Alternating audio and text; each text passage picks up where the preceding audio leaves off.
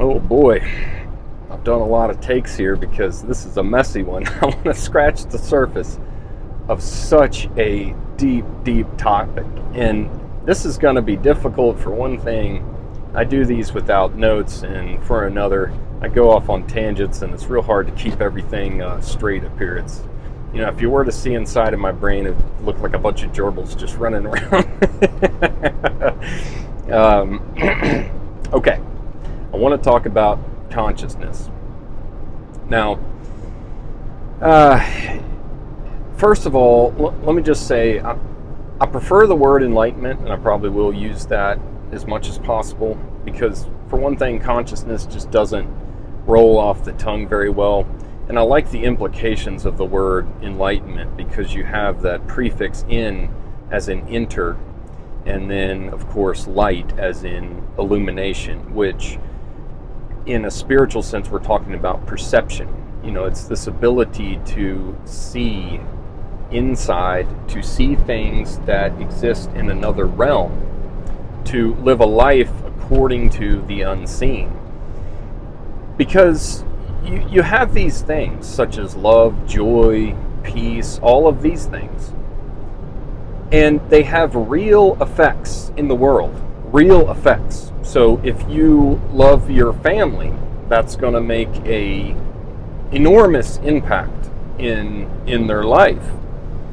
So these things are real things because they do move things, both in the physical realm and in the spiritual realm. But they don't, like,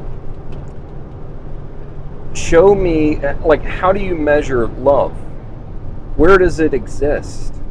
You know, where are you going to go to find it? It's somewhere else. You know, call it the ether, call it the fifth dimension, call it, you know, the 100th dimension. I don't know. You know, this reality is so complex. And in general, I think that when you get to the point where you become absolutely certain of something and you're just holding your truth with a white knuckle grip, I've never seen that work out well, ever. So let's just explore these things and talk about them and just kind of dive in. So I believe that everything has some level of enlightenment, some level. Now, the truth is that, well, let me back up and say, yeah, enlightenment gets a little bit tricky of a term, because you're almost talking about an ability to perceive consciousness, but this whole subject gets really messy. So let's just talk about, like, everything has a push and pull force. Basically, I mean, the whole universe operates this way. And to the point that I tend to wonder if everything can just be reduced to waves. And even what we call matter and what is perceived as a duality is really just either another wave or a different expression of the same substance. Like, how is light both matter and energy? How does that even work? You know, photons can spin things in a vacuum, but they also go the speed of light. So I'm starting to wonder if everything is some kind of a wave, some kind of a waveform. And anyways, so I think everything does have some level of consciousness, because you're getting this push-pull action everywhere. You know, even take just a simple atom like sodium. It's going to want to bond with some things like chlorine, and it's not going to want to bond with other things. Oxygen, O2, is very, very stable. It is very happy. It loves being in that union. It does not like being in the O3 form, and it will reduce down to O2 when it gets a chance to. It's higher states of energy that cause these kind of like more complicated attractions. So we have fundamental particles choosing what they will and will not do. And I'm not saying choice as in the anthropomorphic sense of the word, but it's happening nonetheless. Then we move on up to plants.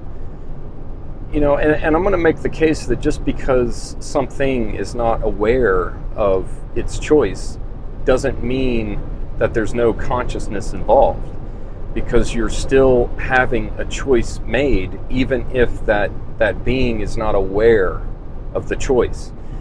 So why do plants face the light? Why do they grow up instead of down? These are all of nature is in this kind of dance of like, I'll take in this, I don't want this. Breathe in, breathe out, breathe in, breathe out. Take in energy, put out waste. There's this rhythm to everything. I mean, even human relationships work this way. Take in, give out, take in, give out. If you get off balance in that cycle, things deteriorate. So it's almost like life itself is dependent on this like flow back and forth, back and forth, back and forth. So if you look at evolution, you can get really focused on the evolution of phenotypes, genotypes, and all of that. But when I look at it, what I'm seeing is the evolution of consciousness, because you have atoms that are just sort of like bonding, and then you get up to plants and they're finding the sun, they're finding an upright position. Then you're getting into goldfish, which are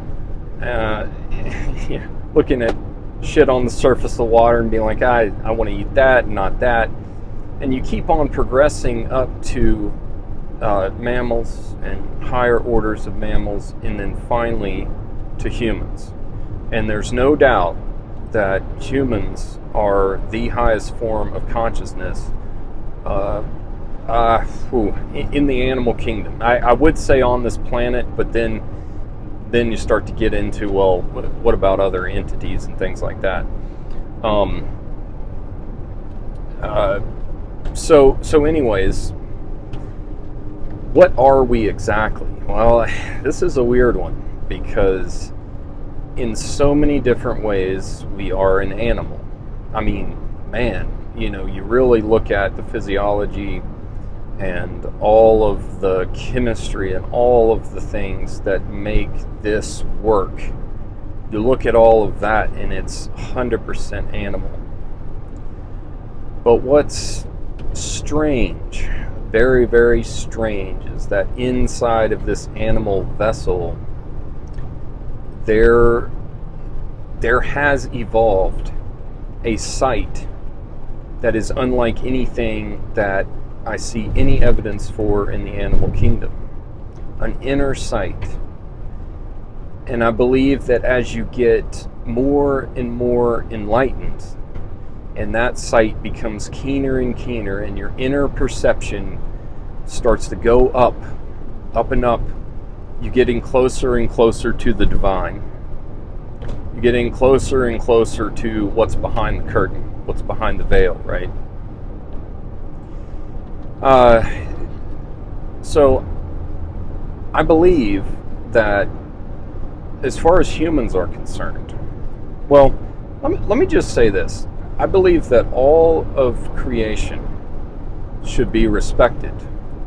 And in fact, I'm going to say that even the stages of humanity should be respected, even if they are fucked up, because look, something or someone had to carry the flame, right?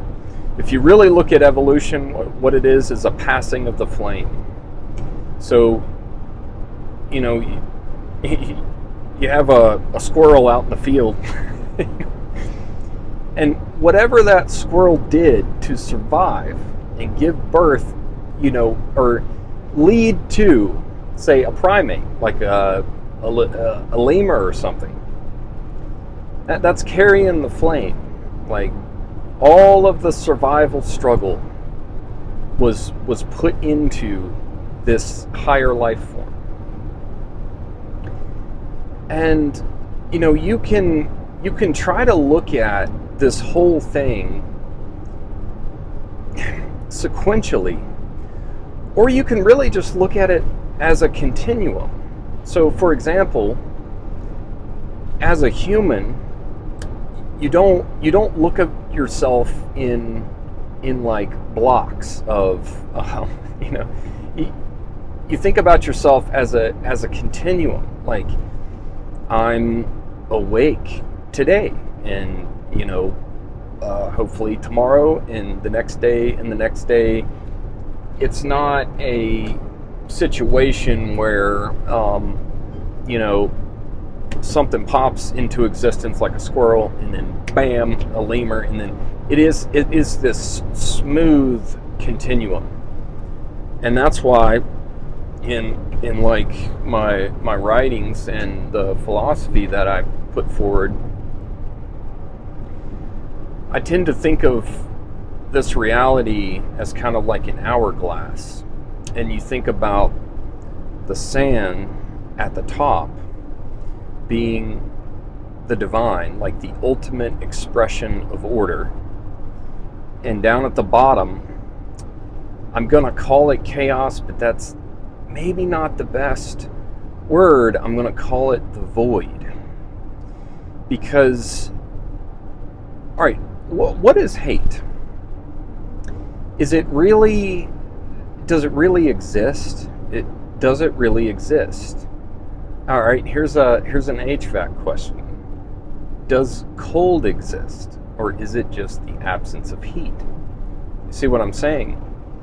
It's the removal of the existence of some energy that causes, say, darkness, right?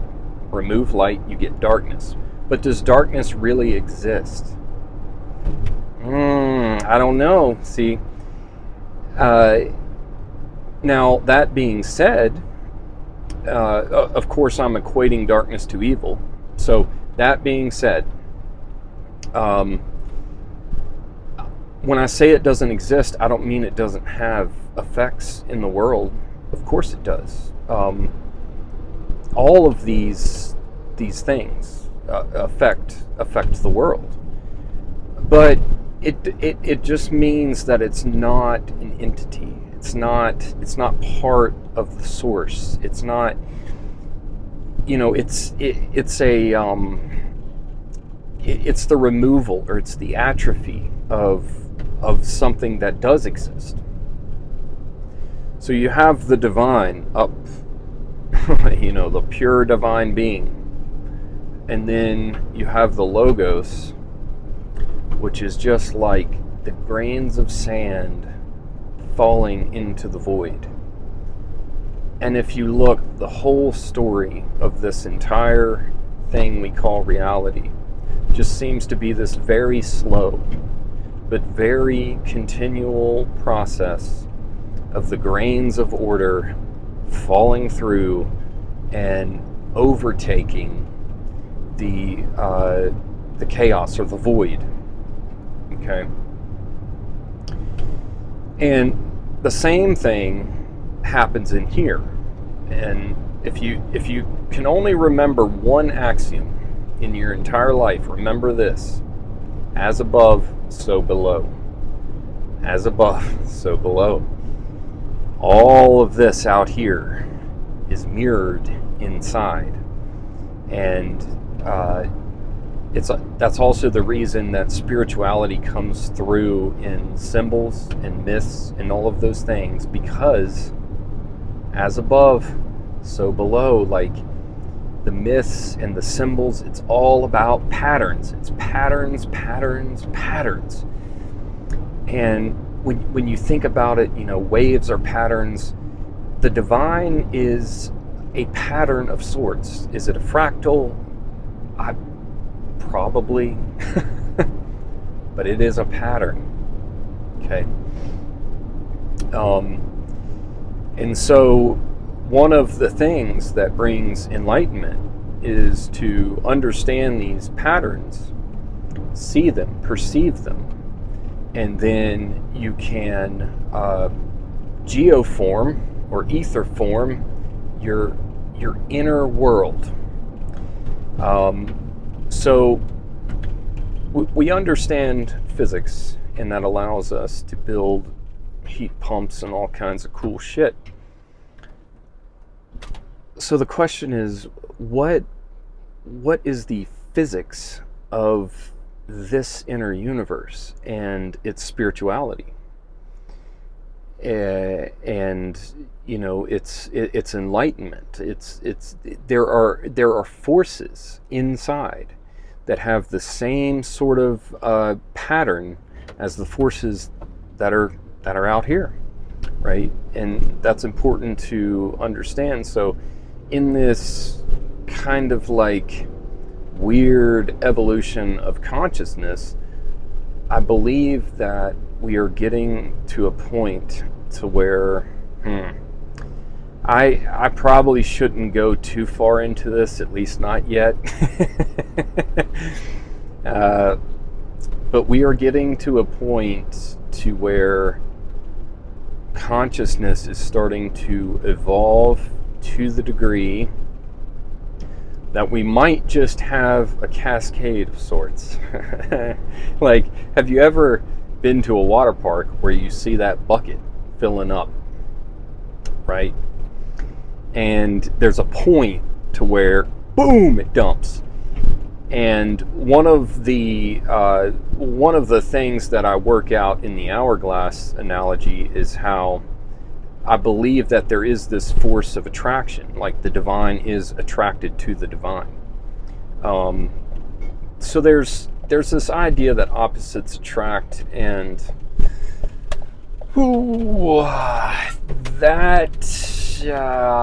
opposites meet, opposites mate. But when you're really talking about attraction,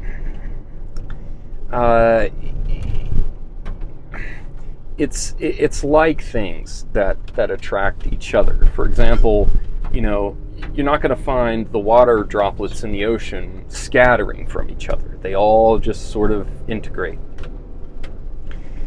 And so, as the sands of the divine, which is the highest form of order, start to fill the void, you're starting to get greater force of attraction, pulling more and more sand through. And that's why I believe that this evolution of enlightenment is exponential when you look at it. I mean, it is wild what's going on. And just the stages that humanity is going through.